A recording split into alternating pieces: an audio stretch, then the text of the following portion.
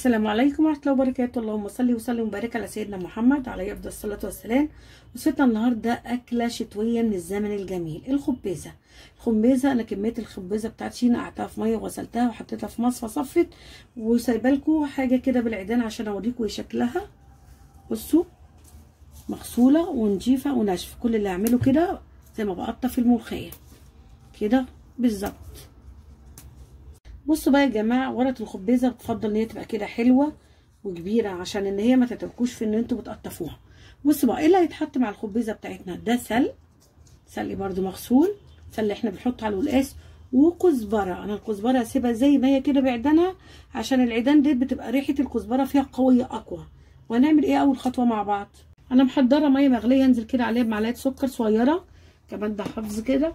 وننزل ايه بالورق بتاعنا ما شاء الله ده كله كده هننزل بيه.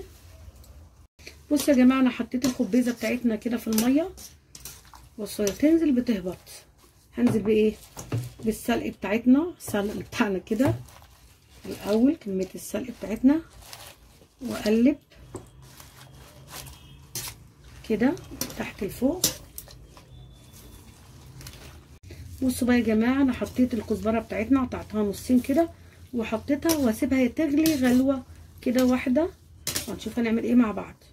انا محضره ميه كده في البوله بتاعتنا ساقعه من الحنفيه، لان الجو اساسا ساقعه جدا والميه نازله متلجه كانها في التلاجه. واشيل اديت لها بس غلوه كده وانزل في الميه بسرعه اعمل لها صب. بص انا عايزاها ما استوتش فيها، لا انا دبلتها بس هي غلوه واحده.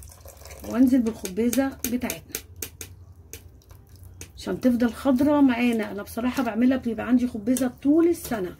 بصوا بقى يا جماعه انا كده بصفيها من الميه، بحطها في مصفى عشان نشوف هنعمل ايه تاني مع بعض.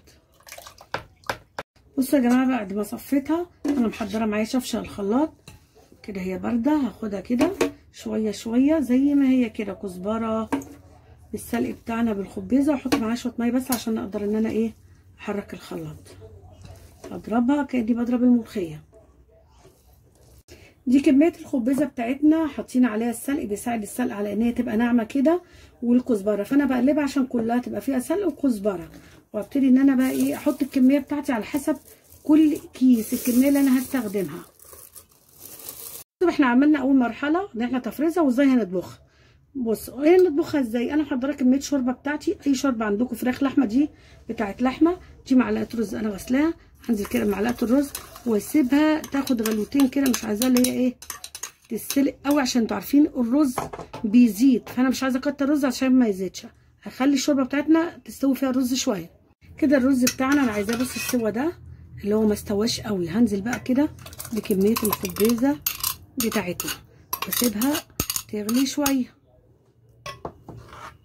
انا محضره بقى معلقه سمنه كاننا هنعمل ملوخيه، هنزل عليها كده بمعلقه ثوم، وعليها شويه كزبره، نص معلقه صغيره كزبره، اللي هي كزبره يا جماعه اللي هي الناشفه مطحونه، هياخدوا لون بس ما بحبش اغمق الثومه كده. انا هننزل بالثوم بالكزبره بتاعتنا، احلى طشه. شايفين بسم الله ما شاء الله، الله اكبر، ريحتها تحفه بجد تحفه. بس كده احنا عملنا احلى خبيزه من الزمن الجميل، فلاحي بجد، وطعمها وريحتها تحفه. ده شكل الخبيزه يا جماعه، بصوا خطيره. حطيت توم على الوش بجد بجد طعمها تحفه، جربوها. ودي الخبيزه بتاعتنا اللي احنا فرزناها، لما نيجي نطبخها هطلعها وهي متلجه مع الرز والشوربه، واروح مفضيه الكيس واحطه كده بتلجه. شايفين لون خضرها اخضر ازاي؟ حتى اللي احنا ما بنسيبهاش تغلي كتير عشان الخبيزه بتاعتنا يفضل لونها اخضر يا جماعه وقوامها حلو. عايزه اقول لكم ان كيلو الخبيزه بياخد واحده كزبره، حزمه كزبره وحزمه سلق، بس ما فيش اسهل من كده. الخبيزه بالطريقه القديمه كانوا زمان بيعملوها بمفراك، امي رحمه الله عليها كان مفراك يحطوا كله في الشوربه ومفراك ويعملوها. انا سالتها عليكم ان هي بتتضرب في الخلاط لان طبعا ما فيش مفراك. وان شاء الله اللي اتفرج على الفيديو بتاعنا وعجبه تعملوا لايك واشترك في القناه ويفعل الجرس عشان يوصل لكم كل جديد.